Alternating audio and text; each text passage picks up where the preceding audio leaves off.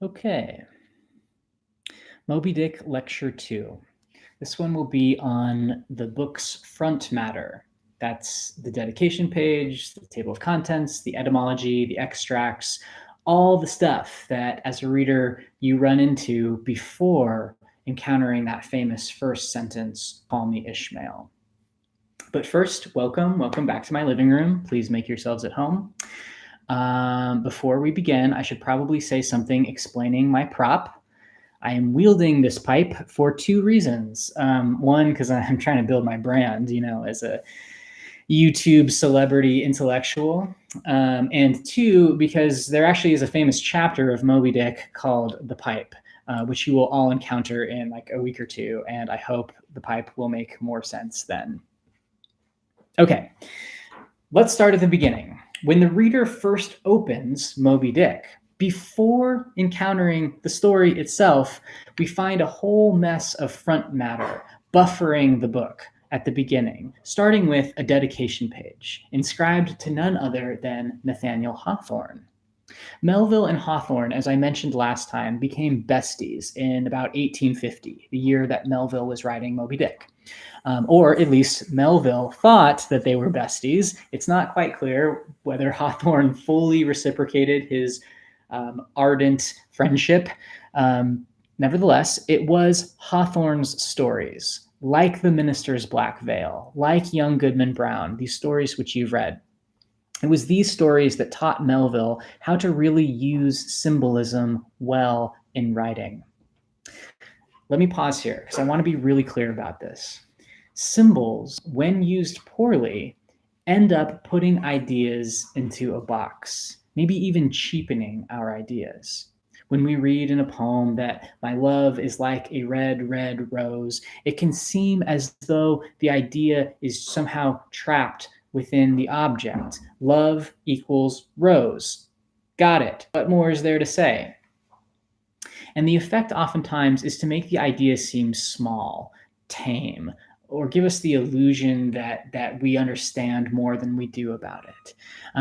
And the sense here that I want to convey is that ideas are explosive. They're not something we can just pick up and move around and put in our pocket, or maybe like write a paper about for English class, right? Like the rose as a symbol of love, or white as a symbol of innocence, or all that other like boring English majory stuff.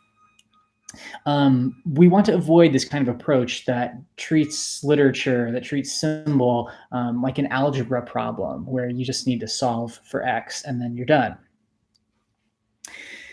In Hawthorne's hands, and even more so now in Melville's, symbols are wild. They're feral. They're porous. They're potentially infinite in the sense that their meanings can't be contained within a single object, and that object can't be contained within a single valence of thought. And in this way, symbols can become portals through which higher, further, deeper meanings can enter into the medium of our consciousness through language. Melville's genius in Moby-Dick is to create in the whale a symbol that just won't be contained. And if you try to contain it or to domesticate it, it may not work out so well for you, because reality is always waiting for a chance to explode the little boxes that we tend to make for it with language, to remind us that our thinking is small and the world is vast. We would do well to remember that. Symbolism, when done well, instills an appreciation for the vastness of reality. And you'll see what Melville means, what he can do with a symbol when you read the chapter on the whiteness of the whale.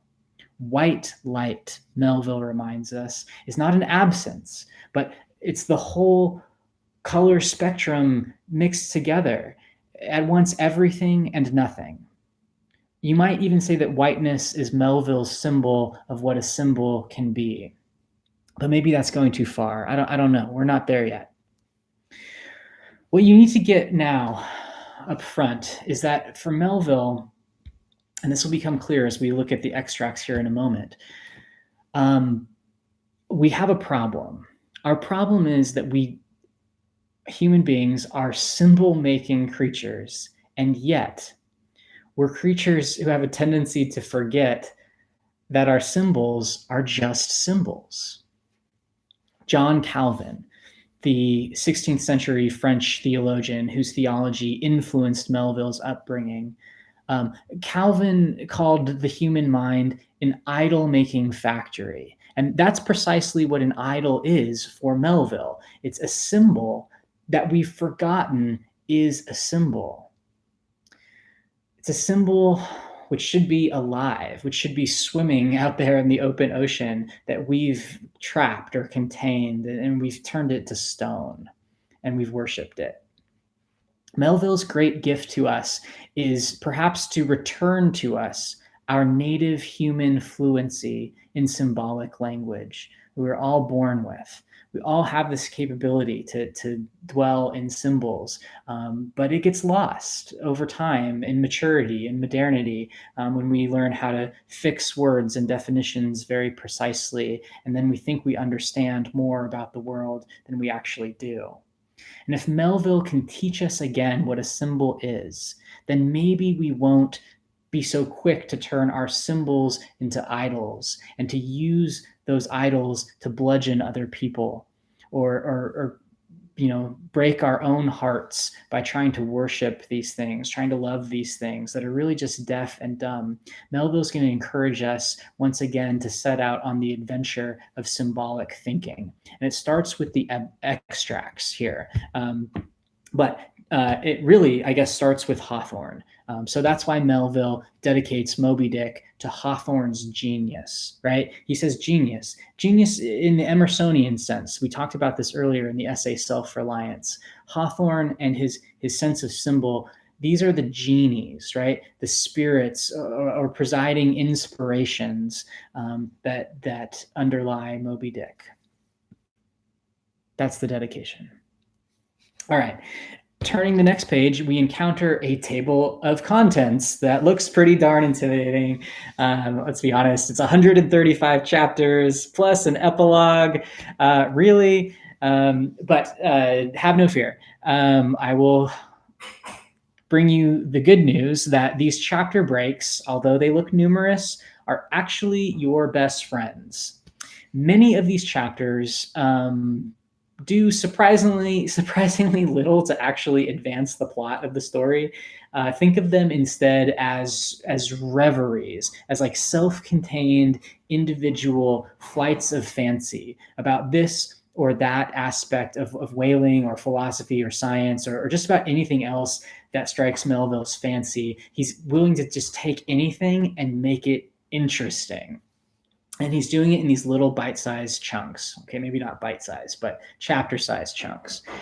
Many of the chapters follow a kind of familiar form, beginning with a meditation on a particular object, like a pipe, and ending with some kind of revelation, for lack of a better word, And there's actually like a good deal of fun in getting from point A to point B, from the object to the revelation.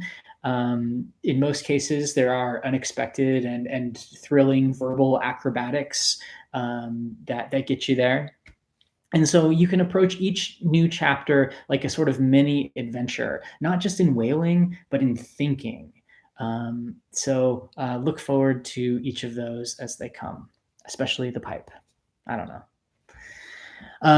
Next, flipping the page, flipping a couple of pages, so the table of contents is long, we arrive at a page that is titled Etymology. Etymology, of course, being the study of the origins of words, which I always confuse with entomology, which is the study of insects. And let's be honest, sometimes when we see a big Latin word like etymology, our eyes glaze over, and it's tempting to just skip all this prolegomenous stuff and let the teacher explain it. But that would actually be a huge mistake, because there is some really important stuff going on in the etymology and the extracts. On my reading, Melville is doing at least three things here. First, he is being playful. He is letting you know that this is a book that will play with words and ideas. I mean, see how he conjures up this figure of the pale usher. It's a loving and gently mocking portrait of someone who's devoted a life to words. He's making fun of himself in a way, right? He's letting you know that this is a smart book, but it's not a pretentious book. Okay, he says, the pale usher, threadbare in coat, heart, body, and brain, I see him now. He was ever dusting his old lexicons and grammars, etc., which somehow mildly reminded him of his mortality. He's laughing at himself a little bit. He's laughing at his own bookishness. Melville says somewhere else in a novel called White Jacket, it's a quote, something like, "The best books are companionable books, the books which pretend to little but abound in much." And that's a great definition of Moby-Dick. It's a book that pretends to little, in its sort of playfulness, but it abounds in much. So that's nice. The second thing to realize here is that Melville, for all of his leveling down of his book, or his leveling down of his persona here, is also trying to level up his book. All right, so he's leveling down his persona as an author and leveling up his book. What do I mean by that? Well, the etymology makes extremely clear that his subject, the whale, has a long recorded history in Latin, which is the language of learning in the church, in Greek, in Hebrew, right? These are the languages of sacred scripture, and indeed in so many other great languages of the world that he's got listed here. You may even recognize the Anglo-Saxon whale, right? From the Kenning Whalehrada, or whale road, by which the Beowulf poet means, of course, the sea, right? The sea is the whale road. But that's the first thing, right? Look, Melville is announcing the importance of his subject. He's proclaiming that his decision to write about a whale is not just some whim or fancy, but a serious subject that people have pondered throughout the ages in multiple languages, okay? But there's a flip side. The other thing he's doing is leveling down these master languages. Notice how the last two languages he includes in the etymology are Fijian and Aero-Mungoan. I'm having trouble even just pronouncing it, right? They're so unfamiliar to us classically educated Westerners, right? This would have been Melville's audience at the time. And he's going to try to get under our skin a little bit. What kind of effect does it have to put these supposedly barbarous native languages side by side with the Greek and the Latin? Melville's audience might have found this move brash, subversive, maybe even a little bit offensive. I mean, to suggest that the language in which our sacred truths are conveyed is somehow on the same level as those spoken by native islanders? Even today, some scholars might bristle at this conclusion, if that is Melville's conclusion, it's not clear, even as they would welcome the democratic and inclusive spirit in which it is offered, trying to include all the world's languages right there, equal alongside Latin and Greek. Melville is trying to point out that there are indeed many different perspectives on the truth, and all of these perspectives rely inescapably on the medium of language. So you could think of this as kind of like a relativizing move on Melville's part, although it's not relativism. Melville is not saying that there is no truth or that the truth is entirely relative or indexed to a specific culture or language. He's just trying to get us to be honest about the truths that we have. He's trying to get us to be honest about how the truth appears to us, which is in language. And sometimes the truth gets slippery when we try to put it into words. Melville's keeping us honest about that. This is another passage from White Jacket that I really love. He says, his narrator says, "He must begin anew. He knows nothing. Greek and Hebrew could not help him, for the language he must learn has neither grammar nor lexicon." So think of that. At the beginning of Moby-Dick, Melville is inviting you to begin anew in your search for truth, and to say that the truth is a language that transcends all particular languages, and therefore is uncomfortable and not fully at home in any one language, even Latin, even Greek, even Hebrew, even Anglo-Saxon. But it's an invitation to learn a new language, the pure language of the truth. Okay, that's one way to take it. The next part that we encounter is just these pages and pages, I don't know how many there are, of extracts. Melville calls these extracts, compiled by a sub-librarian. I think I gave you my own personal sheet of Moby-Dick extracts compiled by a sub-librarian. That's me. It had everything from like Ron Swanson to, Rory Gilmore from Gilmore Girls and all this stuff. And what the extracts are every reference, even oblique references that he can find in his reading and his travels to whales. He's getting all of the whales, and he's decontextualizing all of these statements and putting them into one place at the beginning of his book. This is a really weird move. Some of the statements are so out of context that they don't even make sense anymore. Like the one from Hamlet. Polonius says, "Very like a whale," and out of context, it's just bewildering and confusing. And I think that's part of the point. He's trying to disorient you a little bit. He is, again, number one, being ridiculous, being playful. The impression that you get is of someone who has crossed over into the absurd, who's maybe spent too much time in the library, who's a little too clever for his own good, and maybe has gotten to the point of obsession or madness about whales. But number two, Melville is also, again, leveling up. He's claiming space for his whaling book as part of the great conversation. When he says in that last chapter, or in a later chapter, he says, "Give me a condor's quill for a pen. Give me Vesuvius's crater for an inkstand." What he's trying to say is, I'm building, in effect, a giant platform from which I can say something that's really, really big. And Melville, in order to do this, needs some scaffolding to bring us, the reader, up there with him where he is. So we're going to stand on the shoulders of all these giants, where maybe we can get something of the truth into our view. Because, like most of the readers of his time, most of us are probably not used to thinking this way on an ordinary, Wednesday afternoon.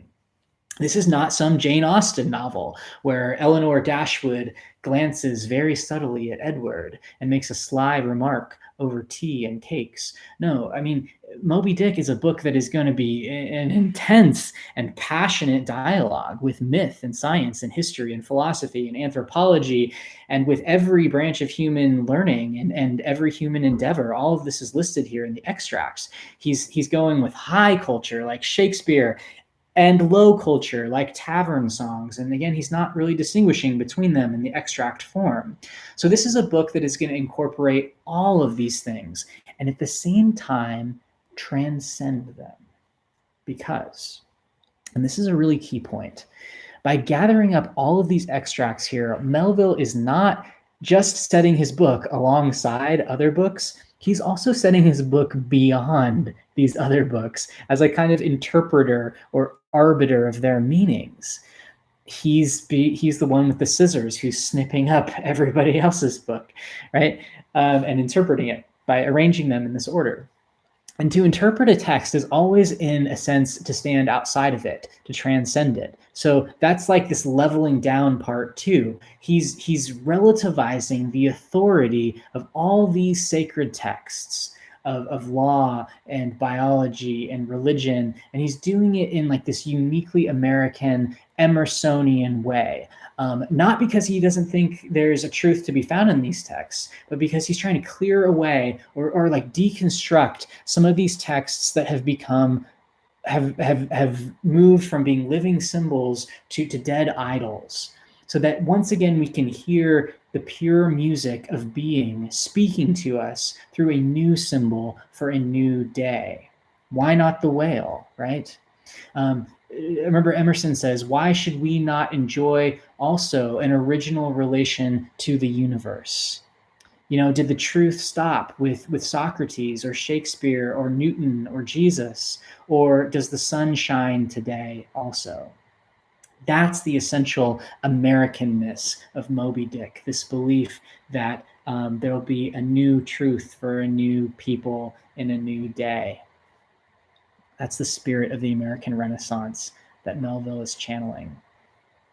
All right, so speaking of interpreting, good luck trying to puzzle out the internal logic of these extracts. I mean, I really don't think there is any logic to them. I think that's part of the point, is that they're going to defeat all of our attempts to make a kind of rational sense of them, so that what we end up with is just an overall impression, right? Maybe the best way to read these extracts is to laugh with them when they're funny, to take them seriously when they ask to be taken seriously, and overall just realize it's the effect of the whole that matters here, right? We're trying to absorb the presentation of a whale as a subject so sprawling and uneven and fragmentary that we'll never fully grasp it, even at our best. And to realize that this situation reflects nothing less than the actual conditions of our knowledge of the world, which is always mediated through language and concepts. In short, I think Melville is trying to arm us, or rather, I guess you could say to disarm us from the outset with these front matter sections, giving us a certain kind of playful humility, a humility about what we can and cannot know, to clear away much of what we think we know so that we can once again set off into the unknown and see what's really there. So the extracts, they're like this strange amalgamation of what you could call, the wisdom of the ages, but combined with a radical humility that borders perhaps on skepticism, and is all offered to you in the spirit of freedom and of play. And this is the posture, strange as it sounds, that Melville wants his reader to adopt before he begins page 1 with that famous sentence, "Call me Ishmael." He's got a lot to clear away before he can begin. And he does it in a really, really interesting way. Okay, that's enough for now. I'll try to record some thoughts on chapter 1 coming up. Yeah, be well. I'm going to go read all your comments on the message board in about half an hour. So looking forward to that. See you guys.